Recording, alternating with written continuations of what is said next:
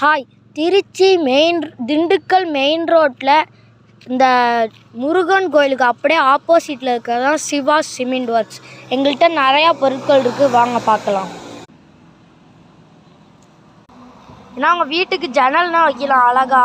உங்கள்கிட்ட பைப்பே நிறையா அடி இருக்குது, நிறையா இருக்குது.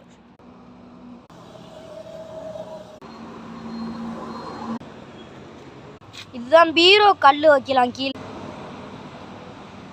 உங்கள்கிட்ட வரையிலே எல்லா அடியிலையும் இருக்குது, நிறையா வர இருக்குது. போஸ்ட்லேயே 7 அடி 8 அடி எல்லா அடியிலையும் இருக்குது. 10 அடி 12 அடி 11 அடி.